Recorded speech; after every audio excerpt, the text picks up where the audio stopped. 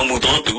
ရှက်ချစရာအကြောင်းမရှိဘဲတမန်တရားကိုမှန်ကန်စွာပိုင်းခြားတတ်သောဆရာသမားဖြစ်တဲ့ဘုရားသခင်ရှိ၌ကိုဆက်တတ်ခြင်းကကြိုးစားအားထုတ်လောတရားမဲ့ဖြစ်သောအချင်းချင်းစကားကိုရှောင်လောအကြောင်းမူကားထိုစကားသည်မတရားသောအမှုတို့ကို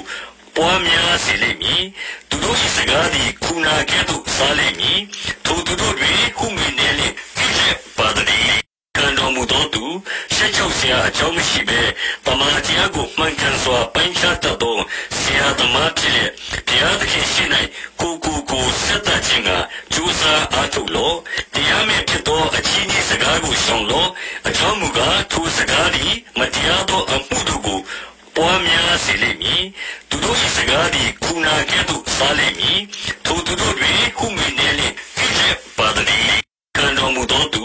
ရှက်ကြောက်စရာအကြောင်းမရှိဘဲတမန်တရားကိုမှန်ကန်စွာပိုင်းခြားတတ်သောဆရာသမားဖြစ်တဲ့ဘုရားသခင်ရှိ၌ကိုဆက်တတ်ခြင်းကကြိုးစားအားထုတ်လောတရားမဲ့ဖြစ်သောအချင်းချင်းစကားကိုရှောင်လောအကြောင်းမူကားထိုစကားသည်မတရားသောအမှုတို့ကို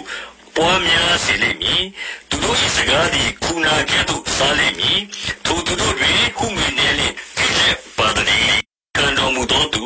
ရှက်ကြောက်စရာအကြောင်းမရှိဘဲတမန်တရားကိုမှန်ကန်စွာပိုင်းခြားတတ်သောဆရာသမားဖြစ်တဲ့ဘုရားသခင်ရှိ၌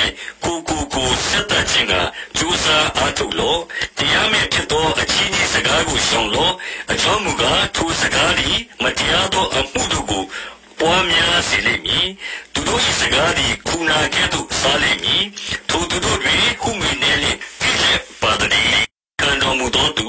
ရှက်ကြောက်စရာအကြောင်းမရှိဘဲတမန်တရားကိုမှန်ကန်စွာပိုင်းခြားတတ်သောဆရာသမားဖြစ်တဲ့ဘုရားသခင်ရှိ၌ကိုဆက်တတ်ခြင်းကကြိုးစားအားထုတ်လောတရားမဲ့ဖြစ်သောအချင်းချင်းစကားကိုရှောင်လောအကြောင်းမူကားထိုစကားသည်မတရားသောအမှုတို့ကိုပွားများစေလိမ့်မည်သူတို့၏စကားသည်ခုနာကဲ့သို့စားလိမ့်မည်ထိုသူတို့တွင်ခုမြင်နေလေပြည့်ပါသည်ကံတော်မူသောသူရှက်ကြောက်စရာအကြောင်းမရှိဘဲတမန်တရားကိုမှန်ကန်စွာပိုင်းခြားတတ်သောဆရာသမားဖြစ်တဲ့ဘုရားသခင်ရှိ၌ကိုဆက်တတ်ခြင်းကကြိုးစားအားထုတ်လောတရားမဲ့ဖြစ်သောအချင်းချင်းစကားကိုရှောင်လောအကြောင်းမူကားထိုစကားသည်မတရားသောအမှုတို့ကိုပွားများစေလိမ့်မည်သူတို့၏စကားသည်ခုနာကဲ့သို့စားလိမ့်မည်ထိုသူတို့တွင်ခုမြင်နေလေပြည့်ပါသည်ကံတော်မူသောသူရှက်ကြောက်စရာအကြောင်းမရှိဘဲတမန်တရားကိုမှန်ကန်စွာပိုင်းခြားတတ်သောဆရာသမားဖြစ်တဲ့ဘုရားသခင်ရှိ၌ကိုဆက်တတ်ခြင်းကကြိုးစားအားထုတ်လောတရားမဲ့ဖြစ်သောအချင်းချင်းစကားကိုရှောင်လောအကြောင်းမူကားထိုစကားသည်မတရားသောအမှုတို့ကိုပွားများစေလိမ့်မည်သူတို့၏စကားသည်ခုနာကဲ့သို့စားလိမ့်မည်ထိုသူတို့တွင်ခုမြင်နေလေပြည့်ပါသည်ကံတော်မူသောသူရှက်ကြောက်စရာအကြောင်းမရှိဘဲတမန်တရားကိုမှန်ကန်စွာပိုင်းခြားတတ်သောဆရာသမားဖြစ်တဲ့ဘုရားသခင်ရှိ၌ကိုဆက်တတ်ခြင်းကကြိုးစားအားထုတ်လောတရားမဲ့ဖြစ်သောအချင်းချင်းစကားကိုရှောင်လောအကြောင်းမူကားထိုစကားသည်မတရားသောအမှုတို့ကိုပွားများစေလိမ့်မည်သူတို့၏စကားသည်ခုနာကဲ့သို့စားလိမ့်မည်ထိုသူတို့တွင်ခုမြင်နေလေပြည့်ပါသည်ကံတော်မူသောသူ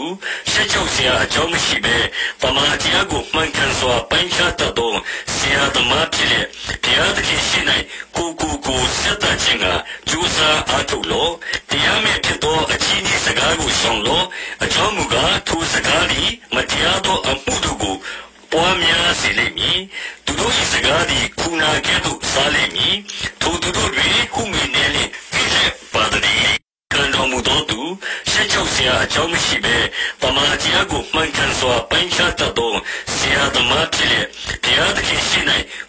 ကိုဆက်တတ်ခြင်းကကြိုးစားအားထုတ်လောတရားမဲ့ဖြစ်သောအချင်းချင်းစကားကိုရှောင်လောအကြောင်းမူကားထိုစကားသည်မတရားသောအမှုတို့ကိုပွားများစေလိမ့်မည်သူတို့၏စကားသည်ခုနာကဲ့သို့စားလိမ့်မည်ထိုသူတို့တွင်ခုမြင်နေလေကံတော်မူသောသူရှက်ကြောက်စရာအကြောင်းမရှိဘဲတမန်တရားကိုမှန်ကန်စွာပိုင်းခြားတတ်သောဆရာသမားဖြစ်တဲ့ဘုရားသခင်ရှိ၌ကိုဆက်တတ်ခြင်းကကြိုးစားအားထုတ်လောတရားမဲ့ဖြစ်သောအချင်းချင်းစကားကိုရှောင်လောအကြောင်းမူကားထိုစကားသည်မတရားသောအမှုတို့ကိုပွားများစေလိမ့်မည်သူတို့၏စကားသည်ခုနာကဲ့သို့ စားလိမ့်မည်ထိုသူတို့တွင်ခုမီနေလျင်ခံတော်မူသောသူရှက်ကြောက်စရာအကြောင်းမရှိဘဲတမန်တရားကိုမှန်ကန်စွာပိုင်းခြားတတ်သောဆရာသမားဖြစ်လျက်ဘုရားသခင်ရှိ၌ကိုဆက်တတ်ခြင်းကကြိုးစားအားထုတ်လောတရားမဲ့ဖြစ်သောအချင်းကြီးစကားကိုရှောင်လောအကြောင်းမူကားထိုစကားသည်မတရားသောအမှုတို့